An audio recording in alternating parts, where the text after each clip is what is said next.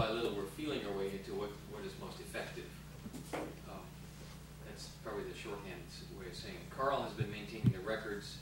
That box is getting heavier and heavier, and it contains all the letters we've received or sent in the last couple of years, and he's been maintaining this it's not yet a spreadsheet, but it really is just a word table with everything we know about the inmates that we're dealing with. And I do have some things to bring up from the letters, because I read. Oh yeah, I was thinking you might. Yeah. Because some of them are addressed to you guys. Yeah, I think the other thing in general to talk about is that we, because we got into this in response to one individual, we did not have a preconceived notion about what we would be doing for people, except that we have to be responsive to him because he was part of our worshiping community. They took him away. I was there the day they sentenced him and led him away in handcuffs.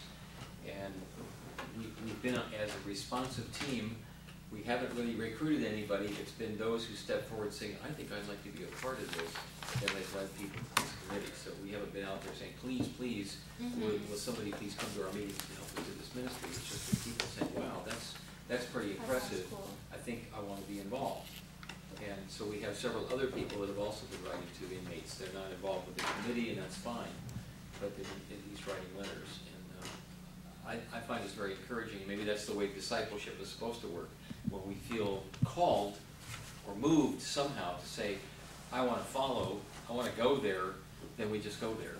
And so we'll only go as far as our resources are. But like Joe has said about where he works, it's the same kind of thing here. We've gotten ourselves involved in ministries, we just start doing them, and somehow the money shows up. At least we pray to God the money shows up. And we've had some money trickling in, at least enough to keep us moving on this. And the church council put $1,000 or so in a while back. We got a grant, a small grant that we put another $1,000 in. $230 from the bake sale. Yeah, you raise some money in the bake sale. Bibles and postage, and when they do some other things, put a box in the back of the church that people can put some money for Bibles or postage.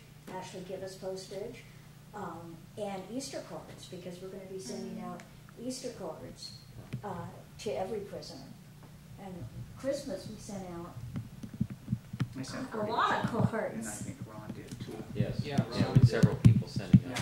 President of the congregation. Well, yeah, and another thing is that we might want to do that came on my radar is my understanding is the prisoners you can send them blank cards that they can send to their families.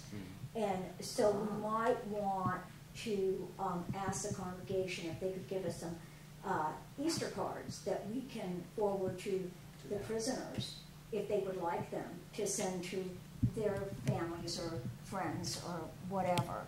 Not every prisoner is going to want that, but if some do, that would be a nice thing because they don't really have access to that unless, I guess, they could go with the commissary or through JJ. Access to cards, you mean? Yeah, Easter cards that they can send out. I actually got this idea from St. Matt's because St. Matt's has prison ministry too. They don't really do what we do, but they at Christmas they sent their prisoners